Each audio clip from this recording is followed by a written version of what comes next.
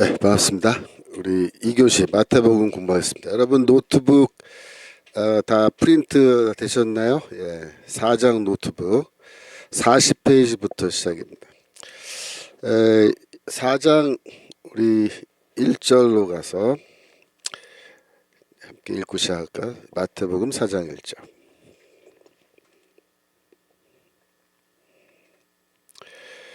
그때 예수께서 성령에게 이끌리시어 마귀에게 시험을 받으러 광야로 가사 40일을 밤낮으로 금식한 후에 줄이신지라. 시험한 자가 예수께 나와 가로되 내가 만일 하나님의 아들이어든 명하여 이 돌들이 떡덩이가 되게 하라. 이렇게 이제 이야기했습니다. 예수께서 40일 동안 광야에서 금식하신 것은 출애굽한 이스라엘이 40년 동안 광야에서 방황한 것과 연결되는 거죠.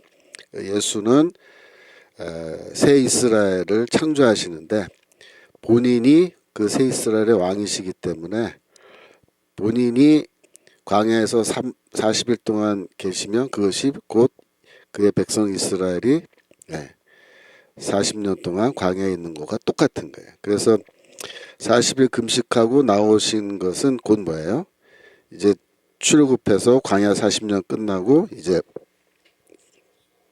가나안 땅으로 들어가는 제2의 출애굽을 이제 사실상 본인의 삶으로 이뤄내시는 거죠.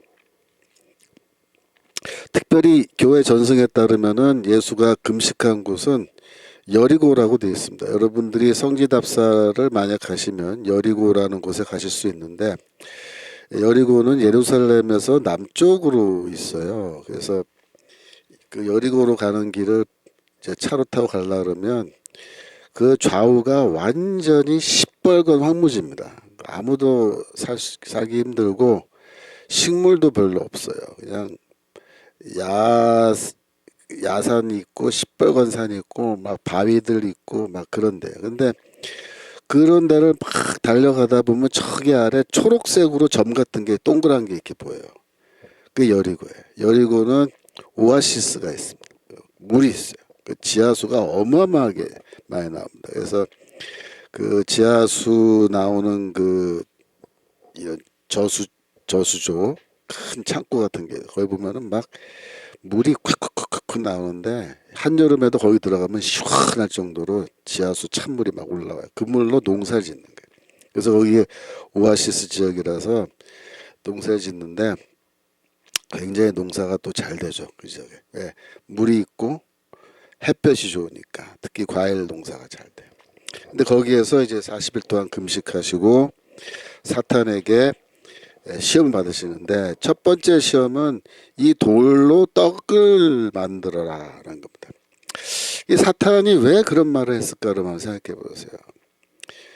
특별히 지금 메시아로서 공생애를 사시기 직전에 이런 테스트를 하는 건데 그것은 곧 메시아의 사역과 관련돼서 이렇게 질문하는 겁니다. 그러니까 사탄은 이렇게 말하는 거예요. 예수, 너 메시아지? 메시아라면 뭘 해야겠어? 이 이스라엘 백성에게 육신의 양식을 먹여야 되지 않겠어? 육의 양식을 먹일 필요가 있지 않겠어? 여러분 마태복음 뭐 다른 복음서도 다 마찬가지지만 읽어보시면 예수께서 빈들에서 이 무리들을 가르치실 때 그 무리들이 다 식사를 해야 되잖아요. 식사를 해야 되는데 뭐 먹을 게 없으니까 제자들에게 너희가 먹을 거 좀 줘라. 그러니까 계산해 보니까 아이고 돈 어마어마하게 많이 드는데요. 뭐 그래가지고서 이제 오병이어의 기적도 일으키시고 이렇게 하는 건데 결국 그 사람들이 다 뭡니까 가난하고 밥 제대로 못 먹고 그죠? 이런 사람들이다 이거죠. 그러니까 사탄의 질문의 요지는 메시아의 사명에 대한 건데 메시아는 뭐 하는 사람이냐? 육의 양식 해결해 주는 자다. 오늘날로 바꿔 표현하면 뭐예요? 민중들의 삶의 문제를 해결해 주는 것이 메시아의 사명이다. 이게 주요한. 그러니까 이제 예수께서 뭐라고 대답하시냐면 사람이 떡으로만 살 것이 아니요 하나님의 입으로부터 나오는 모든 말씀으로 살 것이라 하였느니라. 그렇게 대답하신 거죠. 근데 이 말씀은 사실 신명기 8장에 나오는 말씀을 인용한 거죠. 신명기 8장 2절.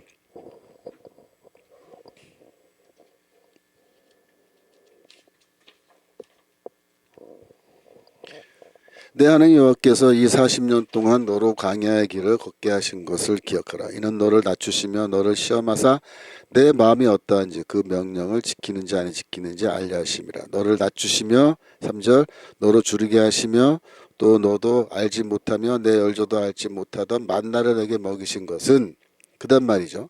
사람이 떡으로만 살 것이 아니요 여호와의 입에서 나오는 모든 말씀으로 사는 줄을 너로 알게 하려 하심이라. 즉 광야에서 40년 동안 이스라엘 백성들이 광야에서 고생한 거는 뭐냐? 사람이 육신의 양식을 먹어서 사는 게 아니고 여호와의 하나님의 입에서 나오는 말씀을 먹어야 인간이 살 수 있다라는 것을 너희들이 깨닫게 하려고 일부러 40년 동안 광야에서 방랑하게 만든 거다. 이렇게 말씀하세요. 그러니까 예수도 광야에서 40일 동안 금식하신 다음에 떡 얘기 나오니까 특별히 야, 너 메시아가 이 민중들의 삶의 문제 해결해 줘야 되는 거 아니야? 그들에게 떡을 제공하는 일을 네가 해야 되는 거 아니야? 이렇게 말할 때 예수께서 단호하게 딱 잘라서 말해요. 아니야. 하나님께서 40년 동안 이스라엘을 광야에서 방랑하게 한 것은 육신의 떡이 아니라 영적인 떡, 그렇죠? 하나님의 말씀으로 인간이 산다, 구원받는다 그 얘기죠. 살아날 수 있다라는 것을 알게 하려 하신 것이다. 그래서 내 사역은 뭐다? 육의 양식을 먹이는 게 아니라 하나님의 말씀을 이 백성들에게 먹이는 거다. 그렇게 얘기한 거예요. 그게 메시아의 사역이다. 메시아는 이 사회 문제, 그죠? 뭐 경제 문제, 정치 문제, 뭐 이런 거 해결하려고 온 게 아니다 이거예요. 그런데 오늘날의 이제 교회를 보면요, 오늘날의 교회는 사실 인간의 그 양식 문제에 있어서 이 육체의 양식을 먹이는 일에 더 교회가 힘을 쓰고, 그죠? 하나님의 말씀을 전하는 일은 소홀히 하는 그런 경향이 지금 많죠. 마치 교회의 존재 목적이 이 인간의 삶의 조건을 개선하는 것인 것처럼, 뭐 경제적 정의, 사회적, 정치적 정의를 세우는 것이 교회의 사명이다 이렇게 주장하는 사람들이 있어요. 사회 참여를 통해서 복음 증거할 수 있다 이렇게 말하면서 복음 증거보다는 사회 참여에만 집중하는 거죠. 근데 이런 주장들은 다 누구의 목소리를 듣는 거야? 사탄의 목소리 듣는 거야. 사탄이 뭐라 그래? 야, 너 메시아야? 그럼 이 돌 가지고 떡 만들어서 백성들 먹여줘. 메시아는 육신의 양식 제공해 줘야지. 사람들 밥 굶고 있는데 밥 줘야 될 거 아니야? 밥 퍼. 그러면 밥 퍼. 메시아가 그러면 밥을 퍼서 밥을 먹이면 그게 메시아 사역입니까? 그거 여러분 잘 생각해 보셔야 돼요. 밥퍼 목사님도 있었죠. 밥퍼 목사님. 저 청량리에서 뭐 밥해서 밥 먹이는 사역 하시고. 밥을 먹이는 것도 필요하겠죠. 그죠? 교회가. 배고픈 사람들 그 뭐 밥을 그럼 굽는 거 보면서 뭐 교회가 가만히 있을 수는 없으니까. 밥을 먹이긴 먹이는데 제 질문은 뭐냐면 그럼 밥을 퍼먹이면 그게 복음의 사역을 완료하는 거냐 이거예요. 예수는 뭐라 그래? 아니라는 거예요. 인간을 살게 하는 거는 육신의 떡이 아니고 하나님의 입에서 나오는 말씀이 인간을 결국 구원으로 인도한다. 그러니까 구제가 중요하고 교회가 복지 사역도 해야 되죠, 그죠? 예. 최일도 목사님, 예, 이름 나왔네. 바포 목사님. 저희 교단이죠, 사실 통합적. 근데 최일도 목사님 밑에서 그러니까 제 후배 목사인데 미국에서 만났어요. 근데 그 친구가 나한테 뭐라 하냐면 자기 신학교 졸업하고 최일도 목사님 좋아해서 제가 그 교회로 갔다는 거예요. 그러니까 자기가 거기서 몇 년 동안 일을 했대요. 근데 최일도 목사님이 자기한테 뭐 5년인가 뭐 6년인가 하여튼 다른 일 안 시키고 밥만 푸게 했대요. 자기는 밥만 펐대요. 근데 어느 날 밥을 계속 퍼주다 보니까 회의감이 들더라는 거예요. 내가 목사인데 신학교 나와서 지금 예? 목사로서 내가 사역을 하는 건데 여기 와서 밥만 푸고 있으니 이거 내가 목사 맞나? 그런 회의감이 생겨서 그만두고 나왔다는 거예요. 그래서 제가 잘 나왔다, 잘 나왔다. 제가 미국에서 유학할 때 만나는데. 근데 그랬어요. 너 속은 거다, 속은 거다. 그거 밥 퍼서 먹이는 거, 그거 주의 사역? 사실은 아니다, 사실은 아니다. 사탄이 얘기한 거야. 사탄은 뭐야? 밥 먹이라 왜? 밥 먹이 사람들. 너 목사야? 너 밥 먹여야지 밥 퍼. 그 뭐야? 밥만 푸라는 거야. 밥만 푸라는 거야. 하나의 말씀은 먹이지 않고. 그 밥만 먹이면 돼요? 목사가? 뭐 주방장입니까? 목사가? 요리사야? 밥만 푸게? 그게 망하는 거예요. 그래서 밥을 먹이면서 말씀을 먹여야 되거든요. 말씀. 근데 밥을 먹이다 보면요. 말씀 먹이는 거 뒷전으로 쳐지고 밥 퍼 먹이는 게 1순위가 되는 거예요. 그게 사역의 1순위가 되는 거예요. 맨날 밥만 하는 거예요. 그러니까. 사도행전 6장 1절에 지금 중요한 말씀이 있는데 미리 말씀드립니다. 그러니까 사회복지 사업하고 복음의 말씀 사역은 두 가지가 병행돼야 돼요. 병행된다는 말은 뭐예요? 하나가 다른 하나를 대체할 수 없다. 둘 다 하긴 해야 돼요. 그런데 둘 중에 어느 게 더 우선권이 있느냐 그건 생각하셔야 돼요. 어느 게 더 우선적인 사역이냐. 밥 퍼먹이는 게 우선적인 사역이냐 교회에 아니면 교회의 사역 중에서 하나님의 말씀을 먹이는 것 그것이 더 우선적인 사역이냐. 거기에 우선순위가 있습니다. 예. 예, 지금 채팅창에 보니까 레아TV님 제가 있던 옛날 교회에서도 홈레스들에게 밥을 퍼먹이고 있어요. 그래서 저도 나왔어요. 말씀을 중심으로 했던 장로교회 홈레스. 예, 그 미국에서는 숲키친이라 숲키친. 홈레스들 아침에 새벽에 추우니까 숲을 따뜻하게 끓여서 숲을 한 그릇씩 먹이는 거예요. 빵이랑 숲키친. 교회 앞에 줄 서 있죠. 겨울에. 제가 뉴욕에서 공부할 때 매일 봤거든요. 아침에 나가면 교회 앞에 쭉 줄 서 있어요. 홈레스들이. 예, 거기 뜨끈한 숲을 주니까. 수장康님 미국에 저희 교회 부흥회 오셔서 밥퍼로 시작했다는 사연.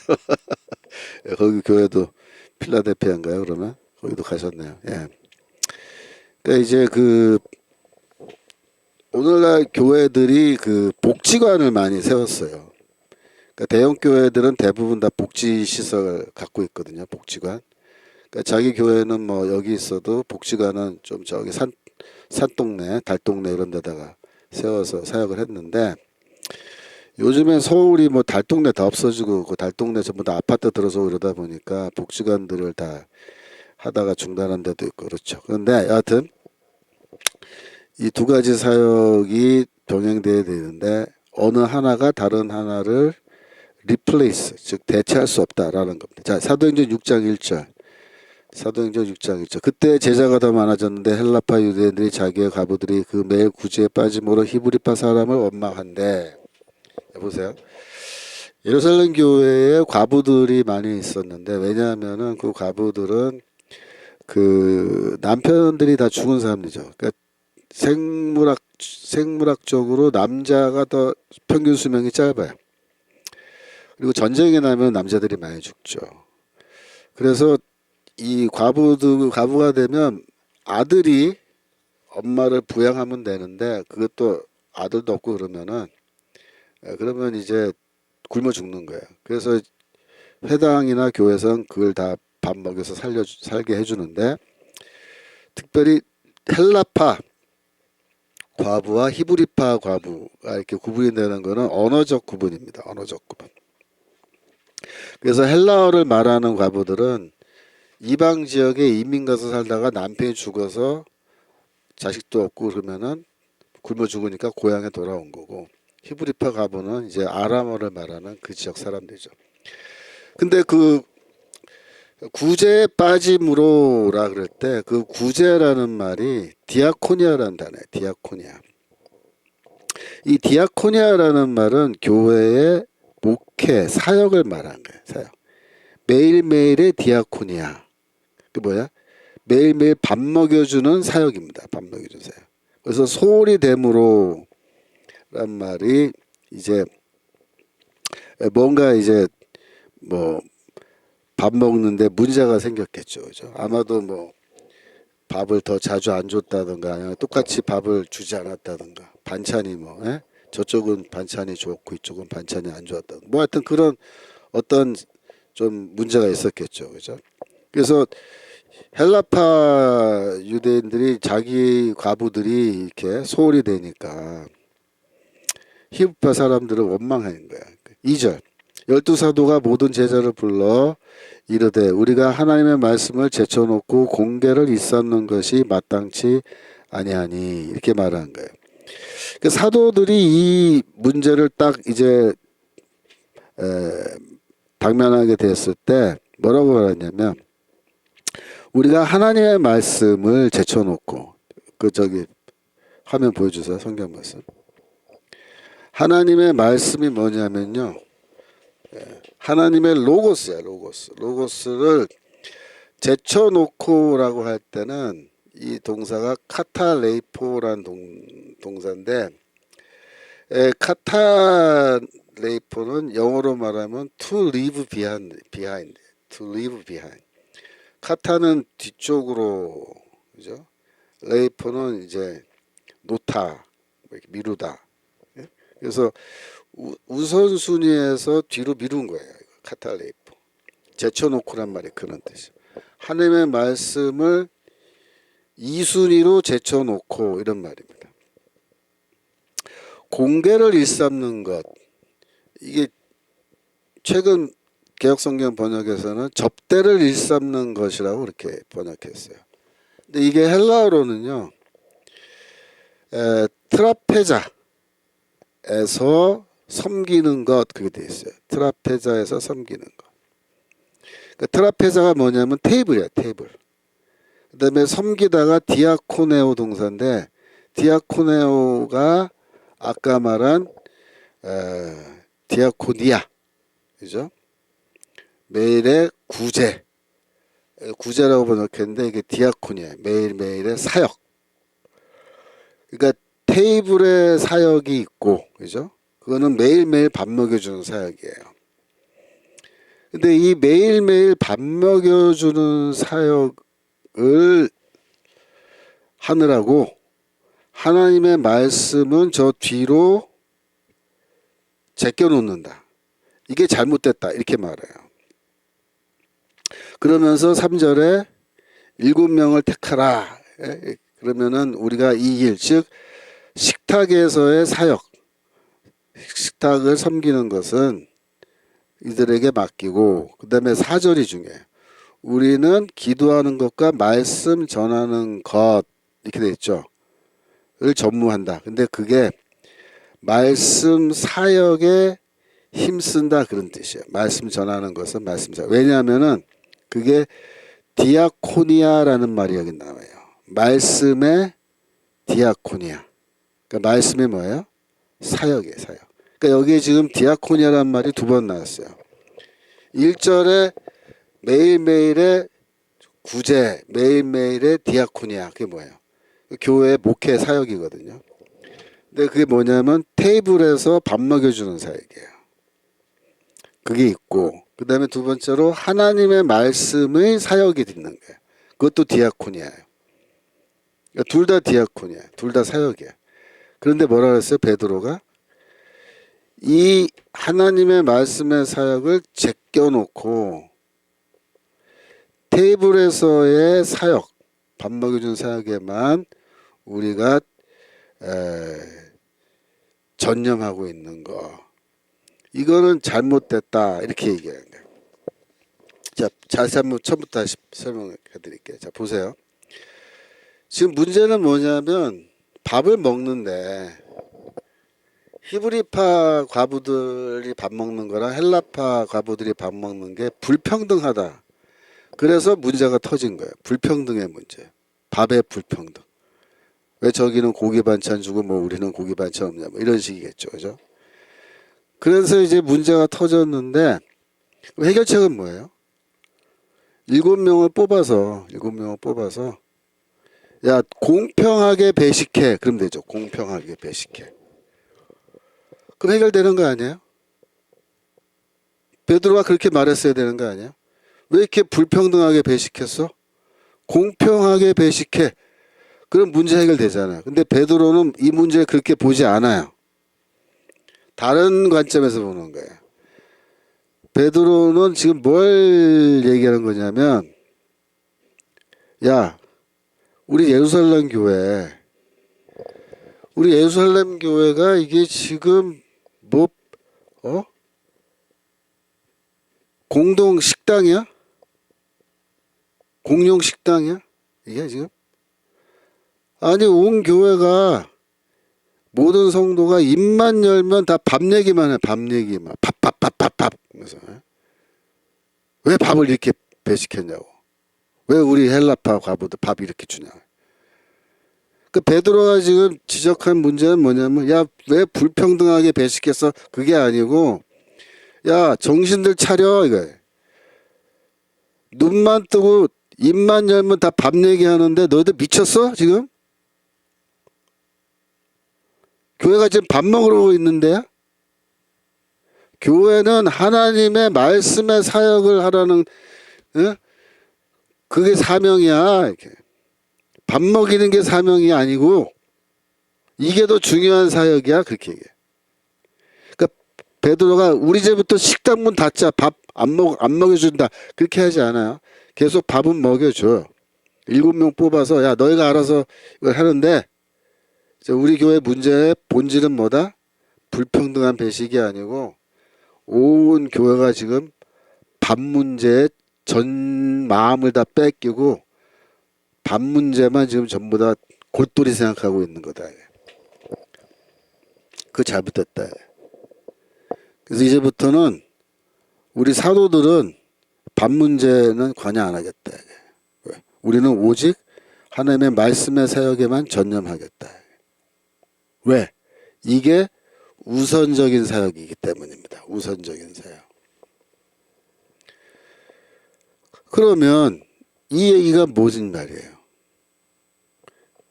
베드로 이렇게 보는 거예요. 지금 사탄의 시험에 빠졌다. 예루살렘 교회가. 사탄의 시험이 뭐야? 야, 이 돌로 떡을 만들어서 먹여. 이 백성들. 그죠? 그거예요. 그 예수가 뭐라 대답해? 인간을 살리는 거는 이 육체 양식이 아니고 영적인 양식이 인간을 살리는 거야. 그러니까 베드로가 이렇게 말해요. 우리는 예수께서 말씀하시는 이 사역, 하나님의 말씀을 먹이는 사역에 우리는 우선권을 두고 우리는 거기에 집중하겠다. 예수의 태도와 베드로의 태도가 같아 틀려요. 같단 말이에요. 지금 여기서. 그죠? 여러분, 교회의 사명은요, 사회복지가 아닙니다. 교회가 복지기관이에요. 교회가 복지사업을 많이 해요. 사실 지금 여기 구청 이런 데 가면요, 또 여기 동사무소, 그러니까 뭡니까 요즘에 하여튼 근데 가면은 이제 다 복지 행정 부서가 있거든요. 그러면 이제 거기 직원들은 그 동네 목사님들을 다 잘 알아요. 그래서 교회에서 복지사업 뭐 하려 그러면은 거기 그 관공서에 연락하면요 다 도와줘요. 그리고 관공서는 어떤 입장이냐면 자기들이 갖고 있는 복지 예산이 항상 부족하니까 교회에서 그 구제 헌금해가지고 그 돈으로 우리 동네 가난한 사람들 돕겠다 그러면 대환영이죠. 그래서 그 관공서랑 교회가 협력해서 그 동네 가난한 사람들 복지 사업 같이 하긴 해요. 근데 그래도 교회는 복지 기관이 아니에요. 교회는 절대로. 교회 사업이 복지 사업도 아니고 밥 먹이자고 밥 먹자고 모인 게 아니죠. 그죠? 그러니까 사탄은 이렇게 말하는 거예요. 과부들에게 밥을 먹이는데 그 일에 좀 집중해라 이래요. 예? 사탄이 이렇게 말. 야, 그 과부들 밥 먹이는 일에 좀 집중 좀 더 해. 그게 교회 사명이고 그게 복음의 본질 아니겠어? 이렇게 말. 베드로는 뭐라고 그래? 아니야 임마. 아니야. 사람은 살리는 건 밥이 아니고 하나님의 말씀이야. 이렇게 말하는 거죠. 그러니까 오늘날 그 교회가 이 복지 사업에 너무 열을 내고 거기에 막 힘을 쓰면 안 됩니다. 거기에 모든 재원을 다 투자하고 막 그러면 안 되죠. 예. 교회는 선교 사업, 그죠? 이 복음을 가르치고 하는 이런 말씀의 목회에 교회 예산을 더 많이 투자하고 거기에 사람들을 더 많이 투자해야 돼요, 사실. 그러니까 이 전도를 할 때 항상 그 두 가지의 그 전도 전략이 서로 충돌을 해요. 서양 선교사들이 한국에 들어왔을 때도 사실 그 두 가지 입장이 충돌했습니다. 예를 들어서 마펫 선교사라고 있어요. 마펫. 그러니까 세미얼 마펫. 아이고.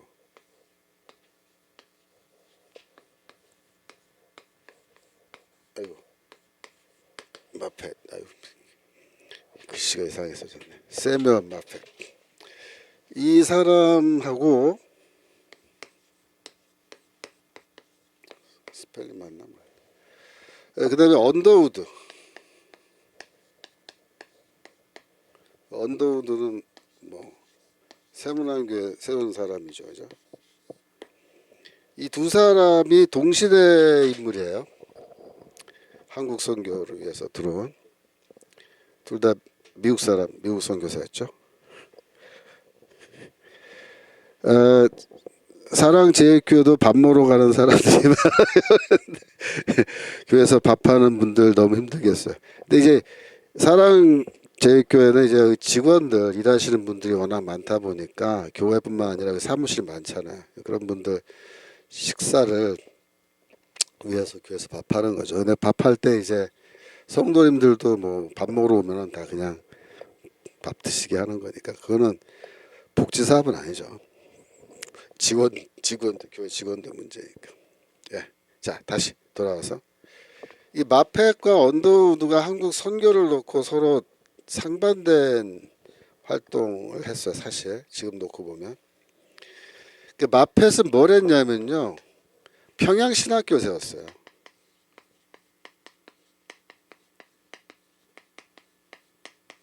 평양에 최초의 신학교세요. 장로교 신학교. 그러니까 오늘날의 뭐 장신, 총신, 합신 이런 고신 뭐 이런 신학교들은 사실 다 평양 신학교의 후예돼요. 후예. 그러니까 마펫은 지금 한국 선교를 위해서 제일 중요한 거는 신학교 만들어서 목사들을 양성해내는 거다 그렇게 생각한 거고 언더우드는 뭘 했냐면은 연희 전문학교죠. 학교. 연세대학이에요. 연세대. 연세대를 세웠어요. 대학교.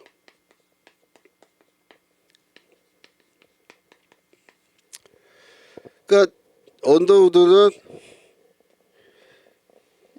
지금 한국에 제일 필요한 거는 뭐냐면은 신학생이 아니고 목사들이 아니고 평신도로서 이 사회의 전문가들, 리더들을 키워내는 게 한국 선교에서 가장 중요한 사역이다. 그렇게 생각한 거예요. 대학교세였어요. 그런데 잘 생각해 보세요. 마펫의 접근법과 언더우드의 접근법이 틀리죠. 이 두 사람이 엄청 싸운 적이 있어요. 뭐 때문에 싸웠냐면 신사 참배 문제가 터졌을 때 둘이서 엄청 싸웠습니다. 즉 신사 참배를 요구했을 때 마펫은 못한다고 거부했어요. 그래서 결국 평양신학교가 폐교되고 마펫은 쫓겨났습니다. 그래서 마펫은 그 원래 저기 평양에 있었을 때 그 주변에서 뭐라고 얘기했냐면 지금 빨리 피신하라 해서 피신하라. 안 그러면 너 잡혀가면 너 잘못하면 죽는다. 그래서 피신시켰어요. 부산으로. 그래갖고 부산에서 배 타고 일본으로 가서 일본에서 미국으로 건너가요. 결국 이제 캘리포니아 가서 살다가 그 제가 캘리포니아 가서 그 플러시나께서 유학할 때 제가 살던 동네 근처에 마펫이 살다 죽은 집이 있어요. 옛날에 거기가 오렌지 밭이었는데 거기에 자기 친구가 집이 있었대요. 그래서 친구 찾아가서 친구가 사는 집이 있는데 집 옆에 조그만 그 창고, 그 자동차 창고 같은 거예요. 자동차 넣는 주차 창고. 그게 있으니까 거기 들어가서 살았어요. 그래서 살다 죽었어요, 거기서. 그때 나이 많지 않았어요.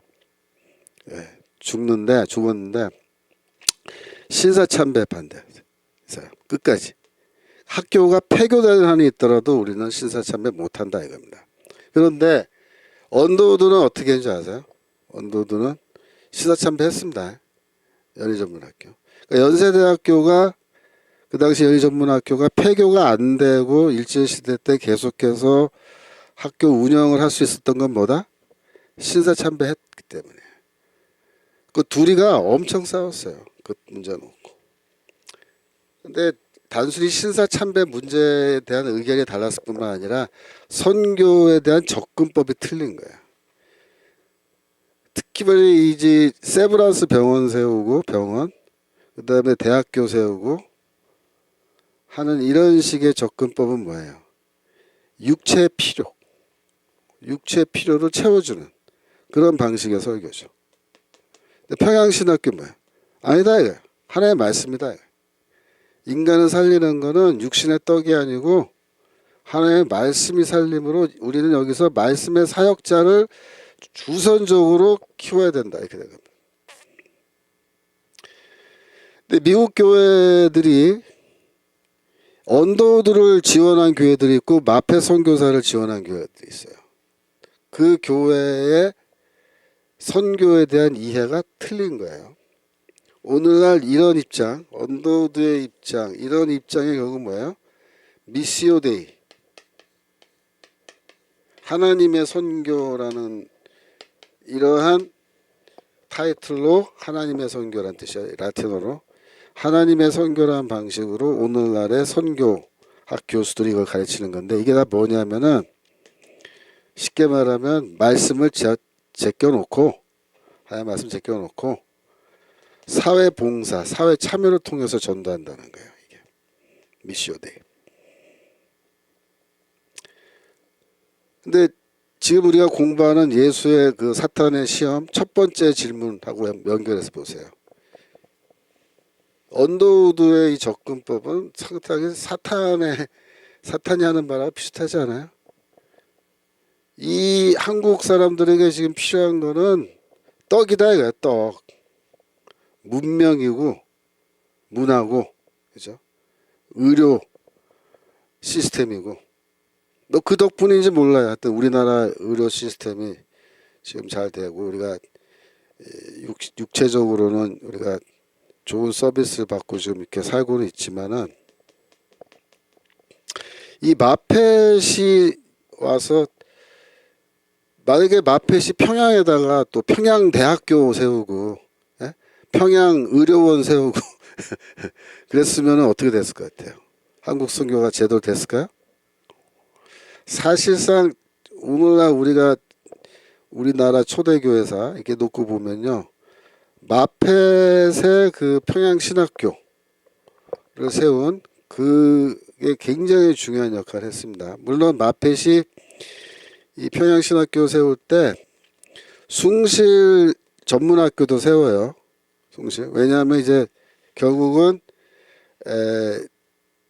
마펫이 보기에는 이 우리나라 말하면 고등학교 졸업하고 바로 신학교 가는 것도 좋은데 필요한데 이 대학을 거쳐서 숭실 전문학교, 숭실대죠 지금. 숭실대학을 거쳐서 졸업하고 평양신학교로 오는 이러한 오늘날의 MDB 교육입니다. MDB는 뭐냐면 일반 대학에서 대학을 학부 BA를 따고 신학교에 와서 석사로 과정으로 MDB를 하는 뭐 그런 걸 생각한 게 아닌가 이렇게 볼 수 있어요. 제가 이걸 왜 잘 아냐면 제가 숭실 고등학교 출신이에요. 그래서 숭실 고등학교가 평양에서 마펫이 세운 학교거든요. 제가 지금 일하는 장로회 신학대학교도 원래 평양신학교에 그 뿌리를 두고 있기 때문에 마펫이 우리 학교의 설립자라고 대충 이렇게 이해를 하는데, 그래서 저희 학교 가면은 마펫 선교사 동상이 있고 무덤도 거기 있어요.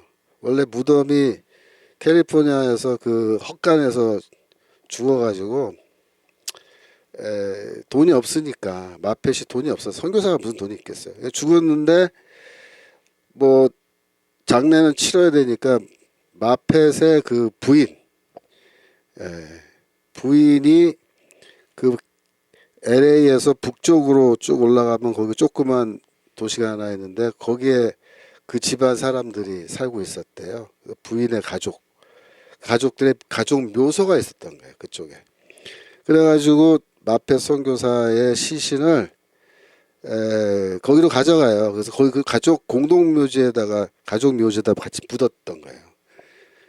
그래서 그거를 나중에 우리가 학교에서 알게 돼가지고 그거를 가족들의 동의를 얻고 그래서 무덤을 파내서 한국으로 갖고 온 겁니다. 그래서 저희 학교에다가 다시 이장을 하고 거기에 동상 세우고 이렇게 한 건데, 뭐 그때 에피소드가 재밌는 게 많아요. 그래서 그 마펫이 어디 묻혀 있는지 아무도 모르는 거예요. 집안 사람들도 잘 몰랐어요. 후손들도. 자기 할아버지 뻘 되니까. 그러니까 이제 어떻게 했냐면 LA 타임스라고 신문이 있는데, 영어 신문. 그 신문사 가서 옛날 신문들 다 뒤진 거예요. 뒤져가지고 그 부고라 그러죠. 부고. 우리나라 말로 누가 죽으면 거기 기사 나잖아요. 부고를 다 찾았는데 그 기사 어느 날 잘 보니까 마펫이라는 선교사가 죽었다. 그래서 그가 며칠 날 어디로 이제 장지가 정해져서 거기 가서 가족 묘지에 묻힐 예정이다 라고 하는 기사가 요만하게 나오는 그걸 찾은 거예요. 그래서 그걸 보고 그 동네에 가서 그 동네 무덤을 깡그리다 뒤진 거예요. 찾은 거예요. 마펫이라고 이게 있어가지고 드디어 찾아서 그거를 파내서 이제 이장을 한 건데, 여하튼 이 마펫 선교사가 그 한국 선교에 뭐랄까 끼친 영향은 사실 언더우드보다 더 큽니다. 저는 고등학교는 숭실고등학교 나와서 제가 마펫을 제가 좀 알고, 근데 언더우드는 제가 왜 잘하냐면 제가 세문안교회 출신이잖아요. 세문안교회가 언더우드가 뭐 세웠다고도 얘기하죠. 뭐 언더우드가 다 세운 건 아니지만 하여튼 와서 세례주고 그래서 세운 거니까. 그래서 지금 이 집안 사람들이 지금도 거기서 지금 신앙생활 하고 있거든요. 언더우드 집안 사람들이. 그러니까 선교에 대한 어프로치가 틀린 거예요, 이게. 그래서 이건 한마디로 말하면 이 떡이냐 말씀이냐 그 싸움입니다. 떡이냐 말씀, 육신의 떡이냐 하나님의 말씀이냐. 42페이지 골로새서 3장 1절. 골로새서 3장 1절. 거기도 보시면은 비슷한 말씀이 나와요. 골로새서 3장 1절. 그러므로 너희가 그리스도와 함께 다시 살리심을 받았으면 위의 것을 찾으라. 거기는 그리스도께서 하나님 우편에 앉아 계시니라. 2절 위의 것을 생각하고 땅의 것을 생각지 말라. 저도 들은 얘기인데 터키의 어느 수도원에 가면은 산 꼭대기에 있는 것도 수도원이래요. 그 수도원에 가면은 수도원 입구에 위의 것을 생각하라 라고 위의 것을 찾으라. 그 1절 다시 보여주세요. 위의 것을 찾으라 라고 이렇게 헬라어로 여기에 이렇게 현관문 위에다가 써붙여 놓은 그런 수도원이 있대요. 위의 것을 찾는 거죠. 수도사들은 위의 것을 찾아야죠. 그런데 위의 것 땅의 것 뭔 말일 것 같아요? 위의 것과 땅의 것. 즉 땅의 것은 육신의 떡이 되는 거예요. 육신의 떡. 위의 것은 뭐예요? 하나님의 말씀, 영적인 거죠. 여러분 사탄은 절대로 예수에게 영적인 것, 위의 것을 찾지 말라고 얘기 안 해요. 사탄은 뭐라고 얘기냐면 위의 것 찾아야지. 위의 것도 중요하지. 그런데 땅의 것도 좀 같이 찾아야 될 거 아니겠어? 땅의 것도 꽤 중요해? 이렇게 얘기하는 거예요. 여러분 신학이 그래서 이상한 신학들이 왜 생겨나느냐. 뭐 해방신학, 민중신학, 뭐 각종 그 좌파들 정치신학, 예수 그리스도는 뭐 혁명가였다, 사회개혁가였다, 뭐 이런 얘기하면서 사회 참여해야 된다, 뭐 기독교 윤리 실천 운동해야 된다, 기윤실, 뭐 손봉호 교수 맨날 뭐 어쩌고 저쩌고 하면서 교회 돌 던지고 이런 거, 이런 신학들이 왜 생긴 줄 알아요? 그게 다 땅의 것이죠. 땅의 것, 땅의 것.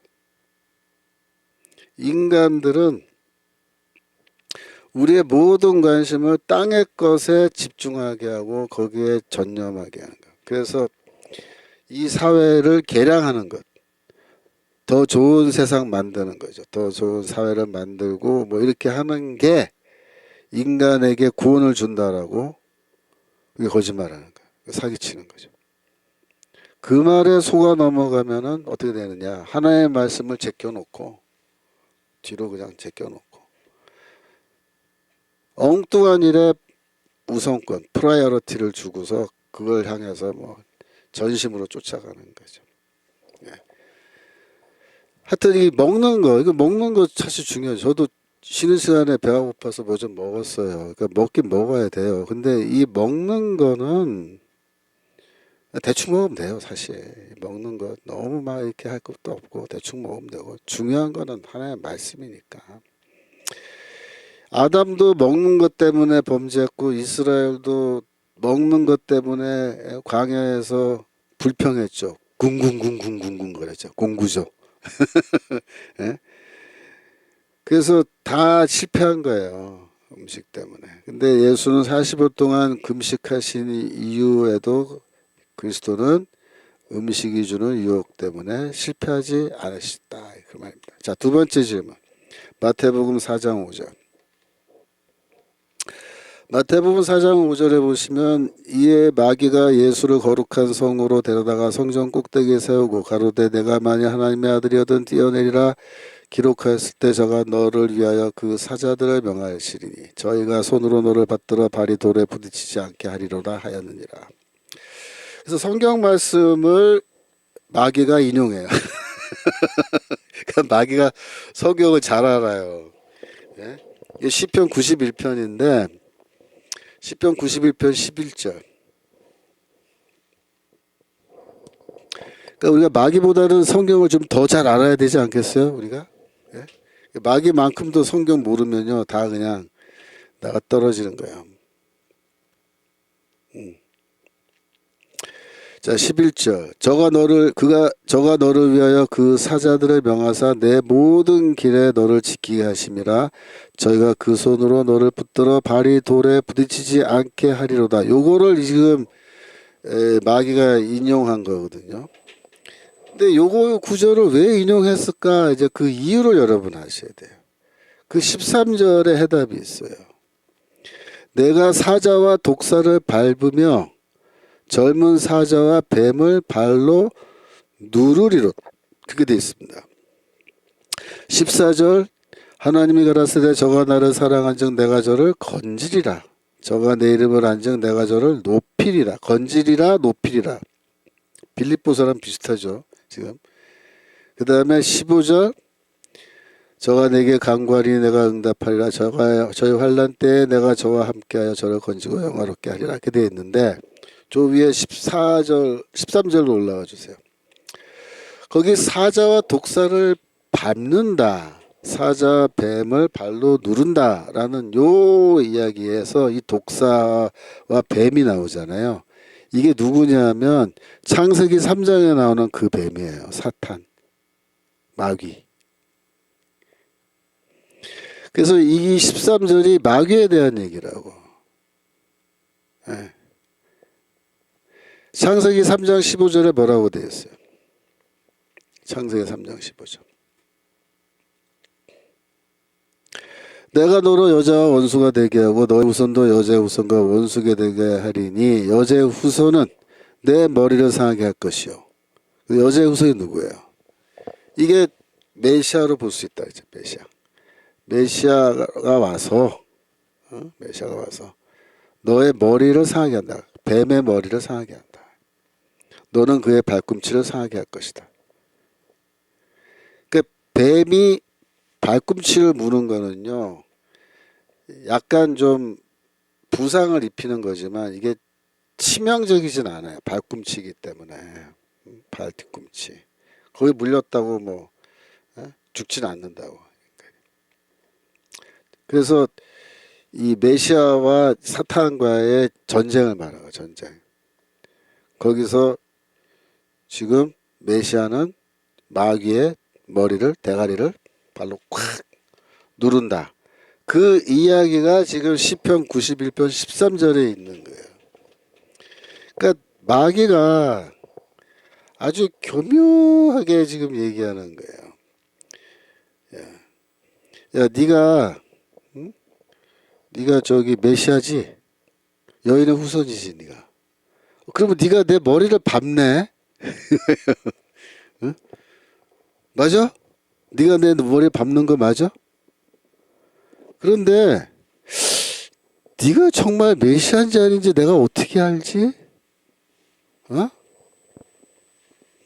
그러면서 하는 말이, 야 저기 한번 뛰어내려봐.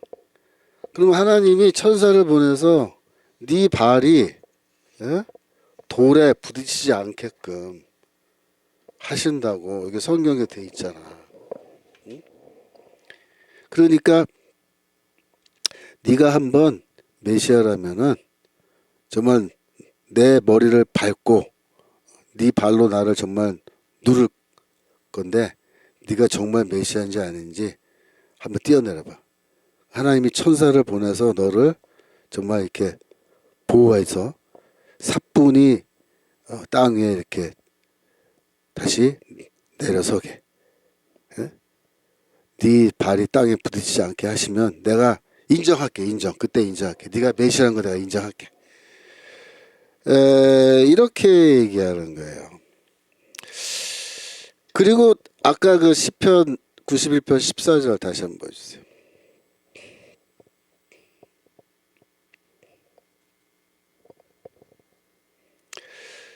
저가 나를 사랑한즉 내가 저를 건지리라 그 돼 있죠.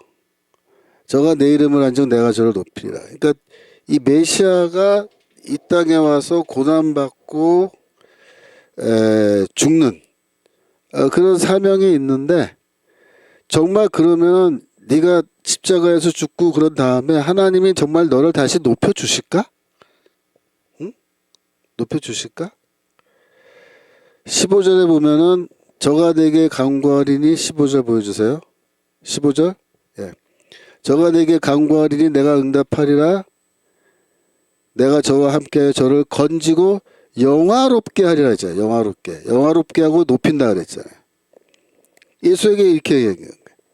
야, 너 메시아, 진짜 너 메시아면 너 십자가에서 죽고 막 피 흘리고 막 난리 날 텐데 그렇게 그런 고난 다 당하고 죽은 다음에 정말로 하나님이 너를 다시 영화롭게 하시고 높여 주실까? 너 궁금하지 않아? 궁금하지? 너도 정말 하나님이 이렇게 해주시지 않았지? 그거 확인할 수 있는 방법이 있어. 내가 알려줄게. 여기서 뛰어내려봐. 여기서 뛰어내려서 하나님이 너의 발이 땅에 부딪히지 않게 하시면 그러면 하나님이 너 약속 지켜주신다고 너도 확신할 수 있겠지? 확신할 수 있지 않을까? 응? 우리 둘이 한번 알아보자, 야. 어? 정말 하나님이 너를 높여주실지 안 높여주실지. 이렇게 지금 얘기하는 거예요. 그러니까 마귀의 질문은 하나님의 약속을 의심하게 만들고 정말로 하나님이 나에게 이렇게 해주실래나? 말씀은 여기 써 있는데 정말 해주실까? 자꾸 확인하게 만들고, 그죠? 그래서 인간이 하나님을 시험하려고 하는 그런 데까지 나아가게끔 하는 거예요. 그러니까 이 뱀이라는 놈이 얼만큼 간교하게 지금 예수를 갖고 놀라고. 예? 야, 우리 한번 하나님 테스트 해보자. 너를 정말 영화롭게 하실지, 너를 높여주실지 알아보는 방법이 있어. 너도 궁금하지 않아? 나도 궁금하고. 그래서 예수께서 뭐라고 대답해요? 그 사탄의 유혹에. 마태복음 4장 7절.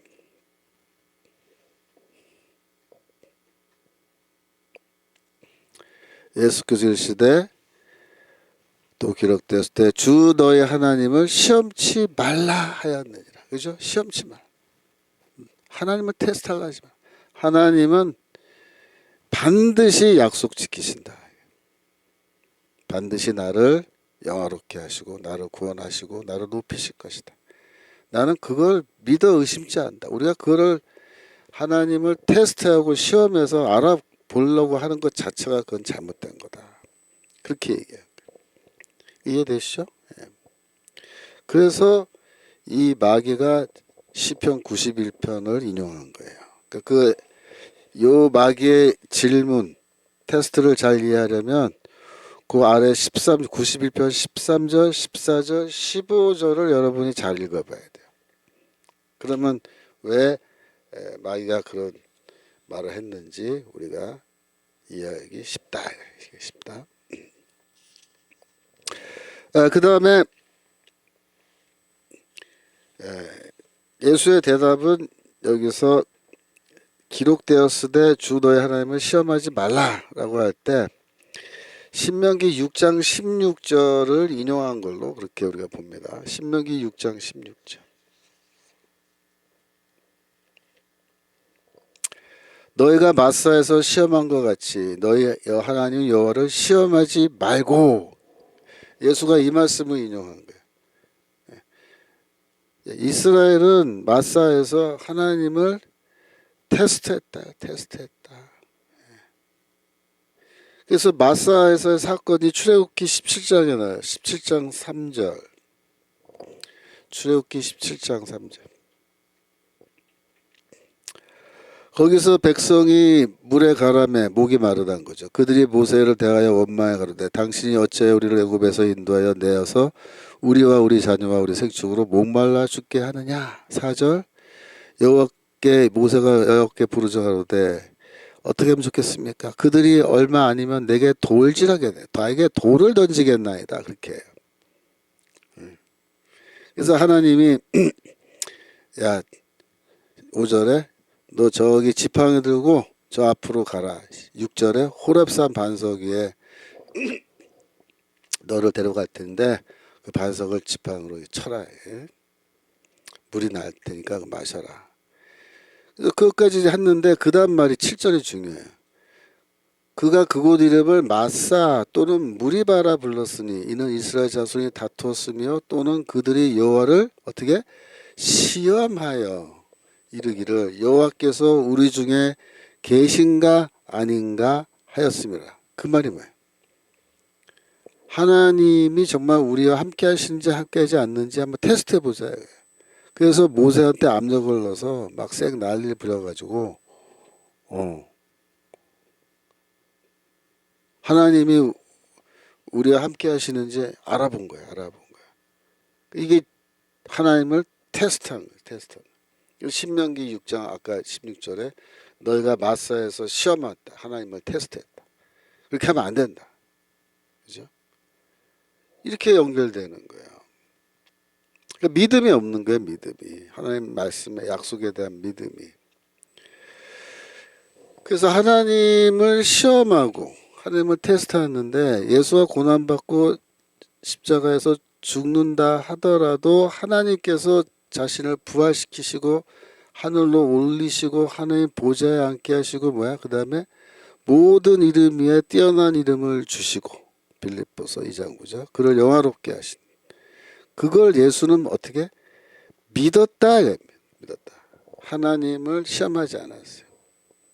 이런 예수의 태도는 이스라엘 민족의 태도 또 아담의 태도와도 대비되죠.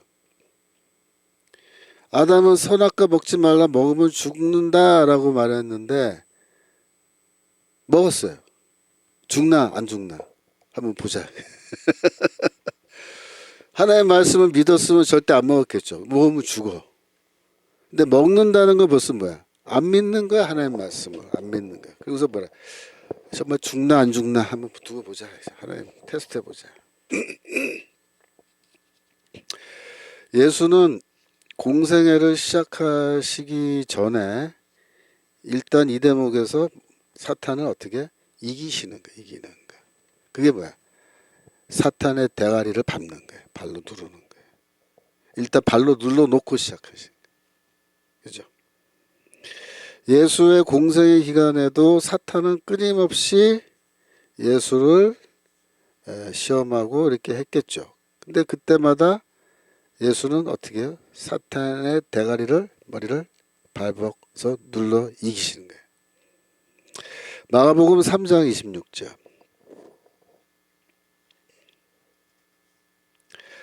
만일 사탄이 자기를 거스러 일어나 분쟁하며 설 수 없고 이에 망하느니라.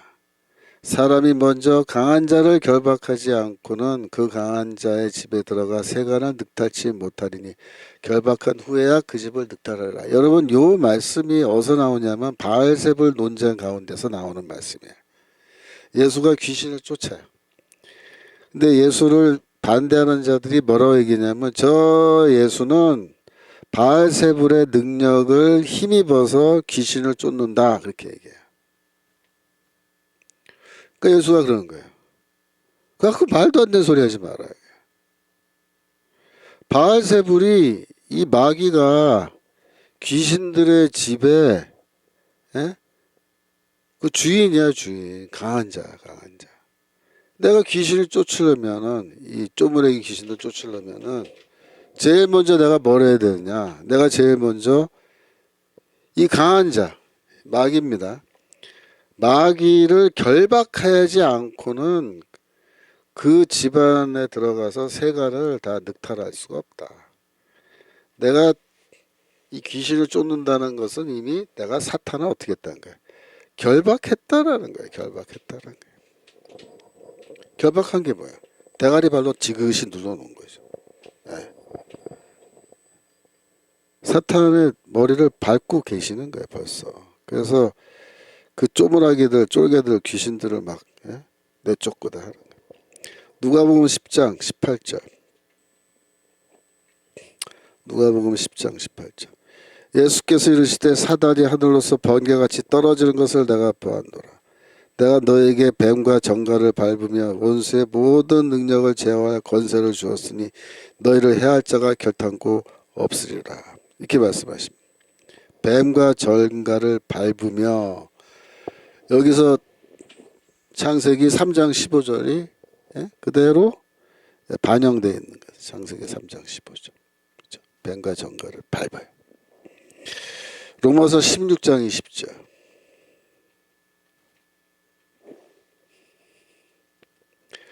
평강의 하나님께서 속히 사단을 너희 발 아래서 상하게 하시리라. 바울이 그렇게 말하죠. 그러니까 바울도 이 창세기 3장 15절을 잘 알고 있는 거예요. 그 다음에 노트 46페이지 마태복음 4장 8절. 세 번째 사탄의 유혹입니다. 질문. 마귀가 또 그를 데리고 지극히 높은 산으로 가서 천하만국과 그 영광을 보여 가로되 만일 내게 엎드려 경배하면 이 모든 것을 내게 주리라. 이에 예수께서 말씀하시되 사단아 물러가라. 기록되었을 때 주 너의 하나님께 경배하고 다만 그를 섬기라 하였느니라. 자, 그래서 여기서 나를 경배하라 라고 요구하는데, 그 경배한다라는 동사가 동방박사가 아기 예수께 했다라고 말할 때 사용된 그 같은 동사예요. 그 프로스퀴네오라는 동사인데, 이게 완전히 배를 바닥에 깔고 이렇게 팔과 다리를 벌리고 완전히 엎드리는 자세죠. 나한테 그렇게 엎드려라. 그러면은 이 모든 것을 너에게 주리라. 천하 만국과 그 영광, 이게 다 내 건데, 내 건데 너에게 주겠다. 그러니까 이게 지금 사탄이 왕노릇하고 있다는 거예요. 그 얘기를 얘기하는 거예요. 그러니까 하나님이 아담을 왕으로 세우셨죠, 그죠? 창세기 1장 28절. 모든 생물을 다스리라. 창세기 1장 28절. 그래서 하나님이 아담을 1장 28절. 1장. 모든 생물을 다스리라 라고 해서 28절. 28절 아니고 모든 생물을 다스리라 라고 해서 하나님이 아담을 왕으로 세웠다고 했잖아요. 그죠? 시편 8편 5절. 시편 8편 5절. 저를 천사보다 조금 못하게 하시고 영화와 존귀로 관을 씌우셨나이다. 6절. 주의 손으로 만드신 것을 다스리게 하시고 만물을 그 발 아래 두셨으니. 그래서 아담을 이렇게 왕으로 세우시고 모든 걸 다스리게 하셨는데, 아담의 범죄 때문에 왕의 지위를 빼앗기고, 그 왕의 지위를 누가 찬탈했느냐? 이 사탄과 죽음의 세력이 왕의 지위를 찬탈한 거. 로마서 12장 5절. 5장 12절. 로마서 5장 12절.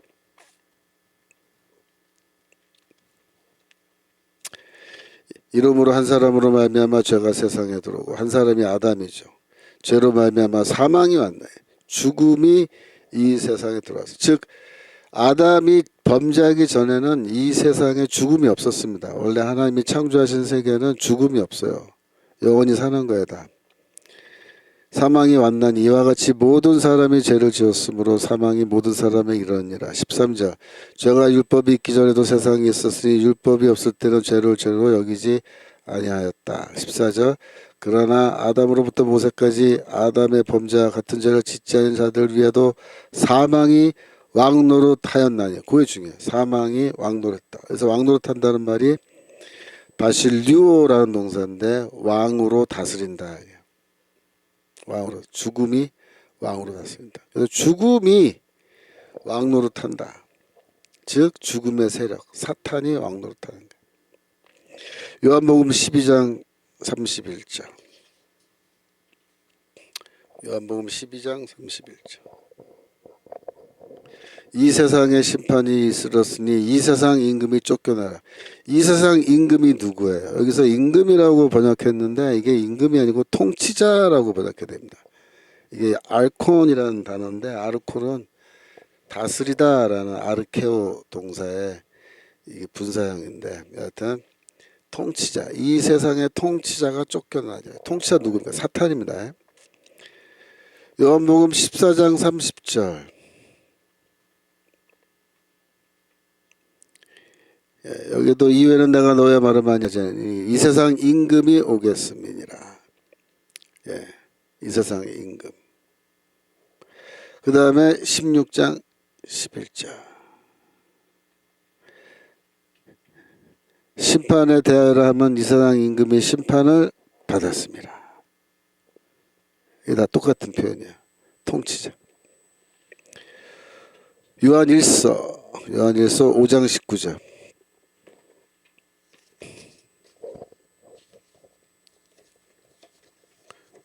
요한일서 5장 19절. 또 아는 것은 하나님께 속하고 온 세상은 악한 자 안에 처한 것이며. 악한 자 누구겠어요? 이 마귀야, 마귀, 사탄. 그러니까 마귀가 이 세상 모든 게 다 내 거다. 그렇게 지금 큰 소리 뻥뻥 치고 있는데 이게 완전 근거 없는 허풍은 아니에요. 원래 하나님이 이 세상의 만물의 주인이시지만 아담 때문에 이게 지금 빗나간 거예요. 뭐. 고린도후서 4장 4절. 고린도후서 고후 글씨가 틀렸어요. 이 세상의 신이 믿지 아니한 자들의 마음을 혼미케 하여 이 세상의 신 누굽니까? 마귀. 고린도전서 2장 12절. 우리가 세상의 영을 고전 2장 12절. 우리가 세상의 영을 받지 아니하고 오직 하나님께로 온 영을 받았으니 이 세상의 영 누굽니까? 사탄. 에베소서 2장 2절.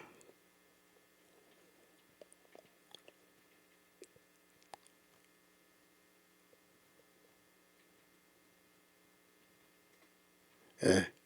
그때 너희가 그 가운데 행하여 공중의 권세 잡은 자를 따랐으니 지금 불순종의 아들 가운데 역사는 영이라. 영이야, 영. 공중의 권세 잡은 자 누굽니까? 마귀. 갈라디아서 4장 3절.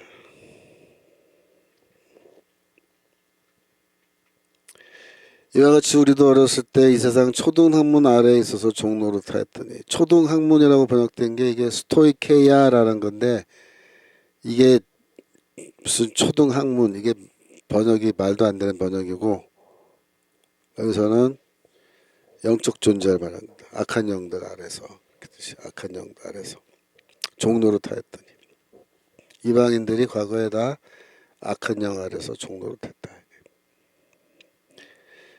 에베소서 6장 12절. 에베소서 6장 12절. 우리의 씨름은 혈과 육에 대한 것이 아니요 정사와 권세와 이 어둠의 세상 주관자들과 하늘에 있는 악한 영들에 대한 것이다. 예. 악의 영들, 정사, 권세, 이거 다 악한 영들 말하는 거죠. 골로새서 1장 16절.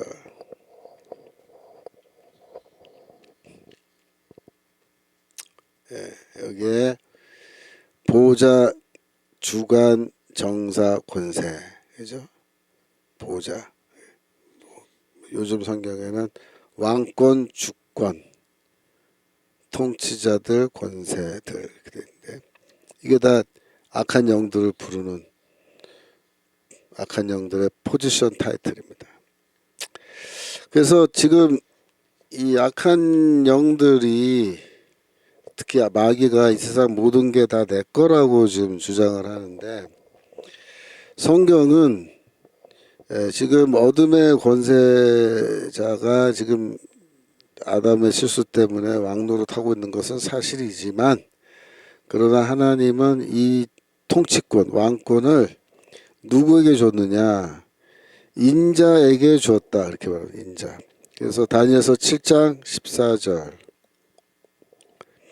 다니엘서 7장 14절 보면은 하늘에서 구름을 타고 내려오는 인자에게 권세와 영광과 나라를 주고, 그죠?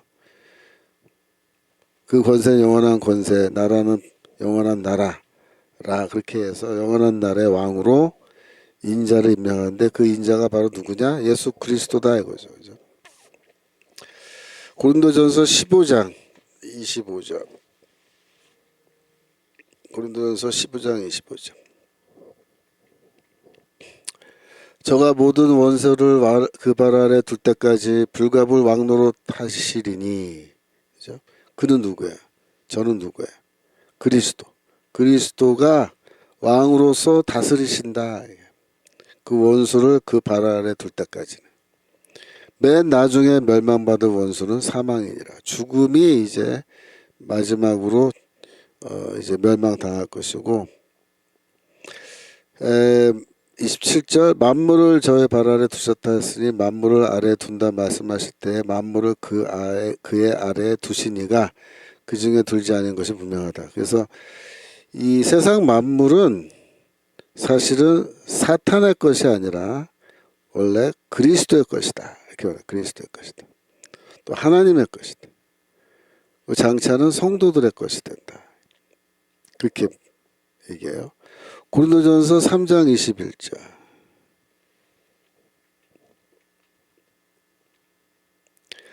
그런즉 누구든지 사람을 자랑하지 말라. 만물이 다 너희의 것이다.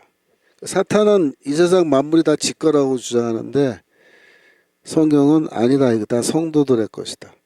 22절. 바울이나 아볼로나 게바나 세계나 생명이나 사망이나 지금 것이나 장래 것이나 다 너희의 것이요. 23절. 너희는 그리스도의 것이요 그리스도는 하나님의 것이니라. 이렇게 되어 있습니다. 그래서 사탄이 하는 이야기는 지금 이 세상 모든 만물이 다 내 거다. 내가 너에게 주겠다. 라고 지금 나한테 경배하라 그러는데 예수는 뭐라 그래? 웃기지 마. 웃기지 마. 웃기지 마. 이미 하나님께서 이 모든 걸 나에게 다 주셨어. 나에게 주셨어. 이 세상 모든 거는 그리고 하나님 거야. 네 거 아니야. 미친놈아. 마귀야. 그래서 우리가 너를 경배할 필요가 없어. 이 인류는 말이에요. 아담은 그 에덴에서 쫓겨난 다음에 사탄의 지배 아래 살면서 하나님께 반역을 하면서 살아가는 거예요. 지금 이스라엘은 하나님을 예배하지 않고 우상을 예배하고, 그죠? 우상 배후에 있는 사탄을 예배하는 거죠. 지금도 인류는 사탄에게 복종하고 사탄을 경배하는 거예요. 믿지 않는 자들은 사탄에게 무릎 꿇고, 그죠? 엎드리고. 그런데 예수는 어떤 분입니까? 예수는 사탄을 발로 밟고 멸망시키고 메시아의 나라를 세우시고 왕권을 하나님께로 돌려드린다. 고린도전서 15장 24절.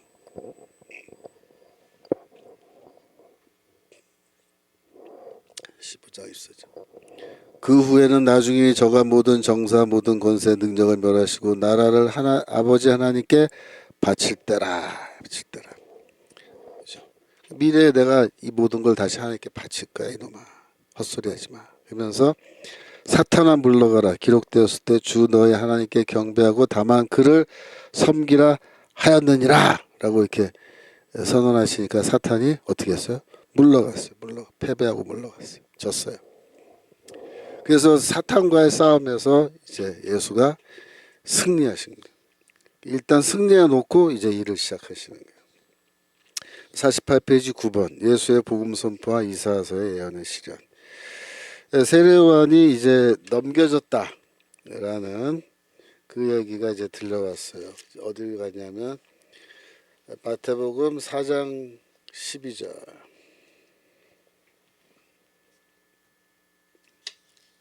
예수께서 요한의 잡힘을 들으시고 갈릴리로 물러가셨다가 나사렛을 떠나 스불론과 납달리 지경 해변에 있는 가버나움에 가서 사시니 이는 선지자 이사야로 하신 말씀을 이루라 하심이라. 일렀을 때 스불론 땅과 납달리 땅과 요단강 저편 해변길과 이방의 갈릴리여 흑암에 앉은 백성이 큰 빛을 보았고 사망의 땅과 그늘에 앉은 자들에게 빛이 비추었도다 하였느니라. 라고 해서 이제 세례요한은 체포돼서 넘겨졌어요. 그래서 이제 스포트라이트가 세례요한에게서 예수에게로 완전히 이제 옮겨간 겁니다. 세례요한의 사명은 끝난 거예요. 이제 길 닦으러 왔는데 길은 잘 닦아 놓았죠. 그 길로 이제 예수가 가시는 거예요. 그래서 예수는 나사렛에서 성장하셨지만은 이제 가버나움으로 옮겨가십니다.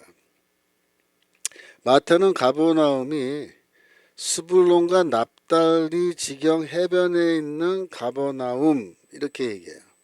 그렇게 말하면서 이사야서 9장 1, 2절의 내용과 연결합니다. 연결해요. 그래서 이 지금 그 방금 읽었던 16절 다시 한번 보여주세요. 흑암에 앉은 백성이 큰 빛을 보았고 사망의 땅과 그들에 앉는 자들에게 빛이 비추었다라고 하는 이 말씀은 사실은 그 이스라엘의 역사하고 좀 관련이 깊어요. 이스라엘의 역사 보면은 그 아시리아가 갈릴리를 먼저 주전 734년에 그 복속을 시켜요. 그 다음에 사마리아를 수도죠. 파괴하고 722년에 그 주민들을 다 다른 곳으로 강제 이주시켜 버립니다. 그래서 이 하나님의 백성이 살던 그 북갈릴리 북쪽의 그 일대가 완전히 그 아시리아에 의해서 정복당하고 이제 드디어 어둠이 밀려온 거예요. 어둠이 밀려와서 그 빛이 사라지고 어둠 가운데 그 백성들이 다 들어가 버린 거예요. 그래서 그 이야기가 이사야서 8장에 나와요. 이사야서 8장 17절 이사야 4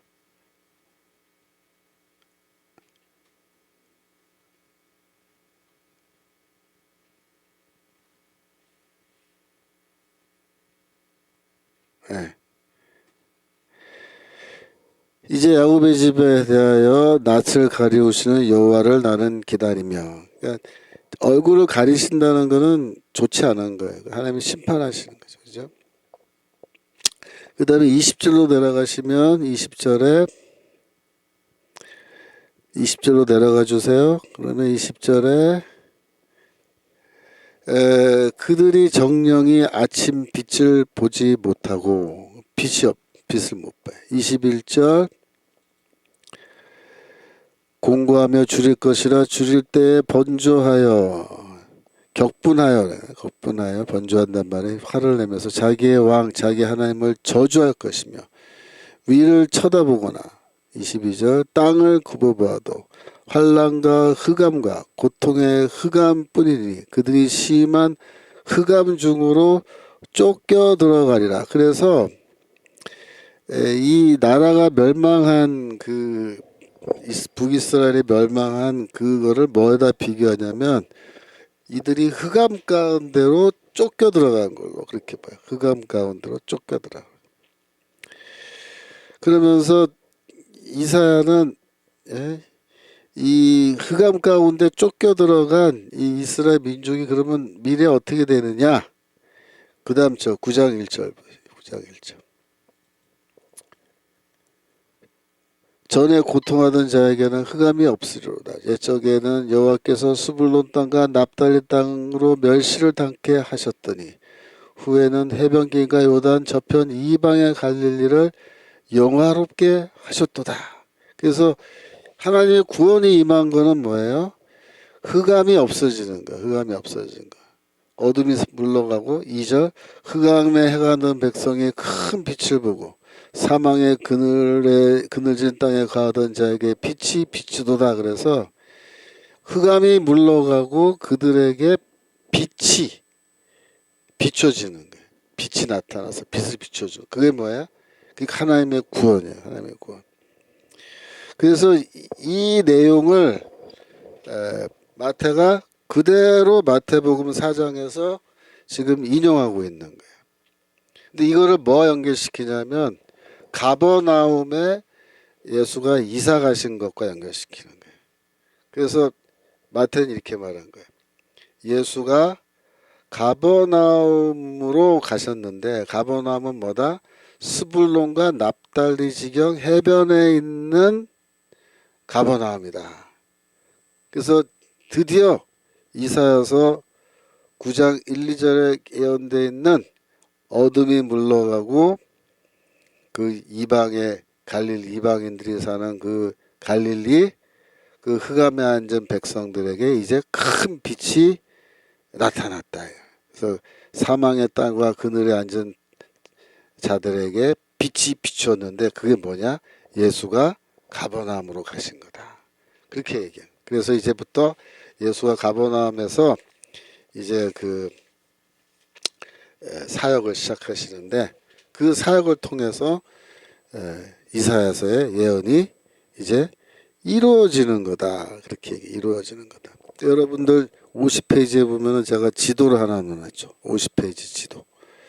보시면은 그 갈릴리 호수가 있고 그 위쪽에 보면은 납달리, 왼쪽에 스불론, 그죠? 그래서 이 갈릴리 바다 왼쪽으로, 그러니까 서쪽이죠. 서쪽으로 납달리와 스불론인데 그 지역이 이제 나중에 갈릴리 지역이 되는 거고 거기에 이제 가버나움이 있는 거죠. 그래서 그 지역으로 예수가 이사 들어간 거, 이사 들어 그걸 이제 이사야서 예언과 연결시키는 거예요. 그런데 이제 중요한 거는 아까 이사야서 9장 2절까지 봤잖아요. 다시 한번 보여주시고 이사야서 9장 2절 큰 빛이 비치도다라고 이렇게 되어 있는데 이 이야기를 조금 더 이제 읽어 내려가면은 6절에 중요한 말씀이 나와요. 6절. 이는 한 아기가 우리에게 낳고 한 아들을 우리에게 주신 바 되었는데 그 이름은 기묘자라 모사라 전능하신 하나님이라 영존하시는 아버지라 평강의 왕이라 할 것임이니라 라고 해서 지금 이 빛이 나타나는데 이게 빛이 뭐와 연결되어 있냐면은 한 아기와 연결되어 있어요. 한 아기.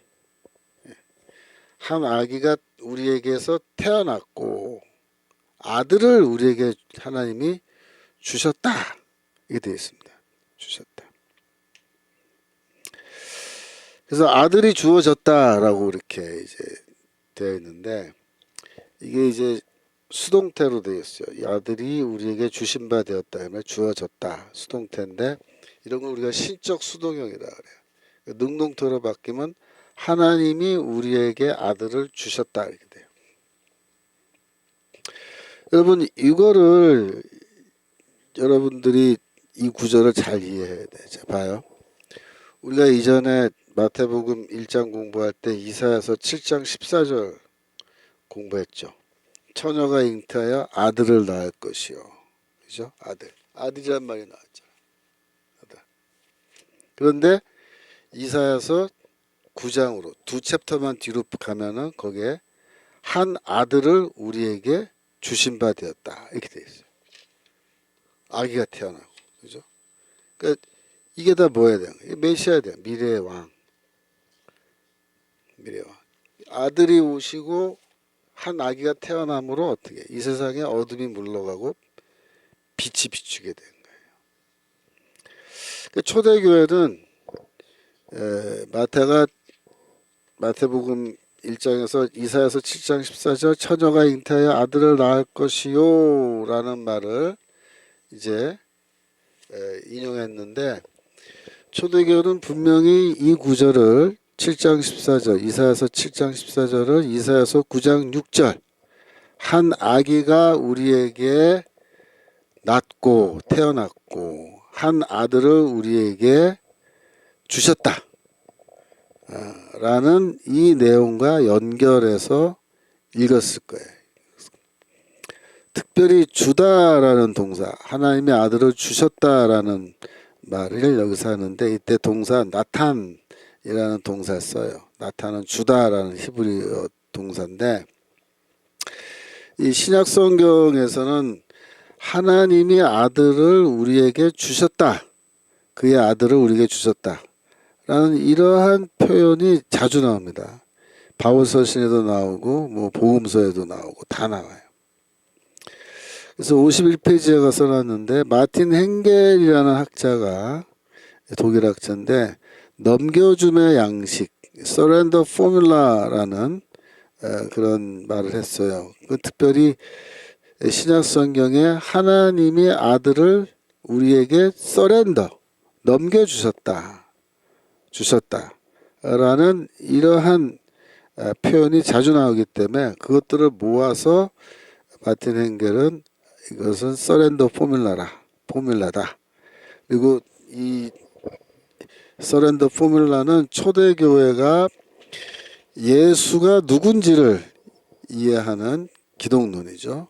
기독론의 아주 출발점이 된 그러한 신학이다라고 이렇게 주장했습니다. 로마서 8장 32절 보시면 로마서 8장 32절 바울이 이런 말이에요. 자기 아들을 아끼지 아니하시고 우리 모든 사람을 위하여 내어 주시니가. 그죠? 그래서 이게 지금 관계 대명사절로 이렇게 되어 있는데 이거를 평서문으로 바꾸면 어떻게 바꿔요? 하나님은 자기 아들을 아끼지 아니하시고 우리 모든 사람을 위하여 자기 아들을 내어 주셨다. 이렇게 말해요. 내어 주셨다. 그 내어주다라는 말을 넘겨주다라는 거예요. 그래서 거기다는 이제 파라디도미라는 동사가 사용됐는데 디도미가 원래 주다예요. 주다. 나탄. 그죠? 한 아들을 우리에게 주신 바 되었는데 똑같은 거죠. 근데 단지 파라디도미에 파라가 이제 붙으면 그냥 주는 게 아니라 넘겨주는 게 돼요. 넘겨주다. 요한복음 3장 16절 여러분들이 굉장히 잘 아는 말씀인데 요한복음 3장 16절 하나님이 세상을 이처럼 사랑하사 독생자를 어떻게 해요? 주셨으니 여기서도 디도미 동사 주다. 아들을 하나님이 독생자 아들을 우리에게 주셨다 이렇게 주셨다. 그러니까 아들을 주셨다라는 이 말은 이사야서 9장 6절에 한 아기가 우리에게 낳고 한 아들을 우리에게 주신 바 되었는데 라고 하는 요 이야기하고 아주 깊은 관련이 있는 거예요. 하나님의 아들을 우리에게 주셨다. 그 학자들이 그냥 하는 말이 아니야. 신약성경도 그냥 이런 말을 막 하는 게 아니고 구약 성경에 하나님이 아들을 우리에게 주셨다라는 말이 나오니까 하는 거예요.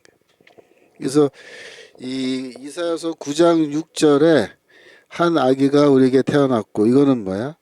그 처녀의 몸에서 아기가 태어난 거.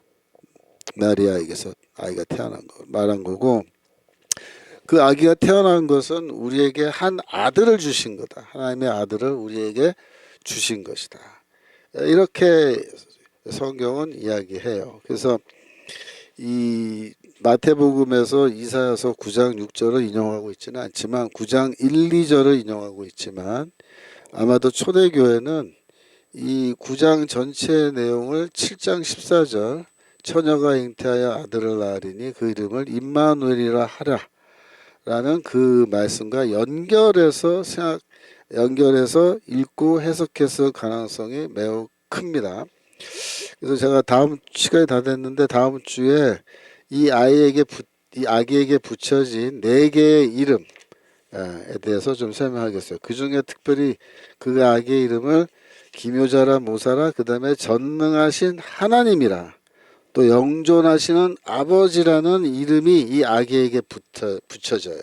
왜 이런 어마어마한 이름이 붙는지 다음 주에 또 설명하도록 하겠습니다. 제가 기도하고 마치도록 하겠습니다. 하나님 아버지, 사탄은 항상 저희에게 말씀의 사역에 집중하지 말고 다른 사역에 집중하라고 유혹하고 이야기하지만 저희는 오직 하나님 말씀에 저희의 마음을 다 두고 전심을 기울이고 전력을 기울여서 하나님의 말씀을 읽고 배우고 익히는데 힘쓸 수 있도록 주여 도와주시옵소서. 하나님의 말씀이 우리를 살리는 생명의 양식이라는 것을 제가 알고 매일매일 이 생명의 양식을 부족함이 없이 배불리 먹을 수 있도록 주여 축복하여 주옵소서. 감사드리며 예수 그리스도 이름으로 기도합나이다. 아멘. 예, 수고하셨습니다. 다음 주에 또 뵙겠습니다. 안녕히 계세요.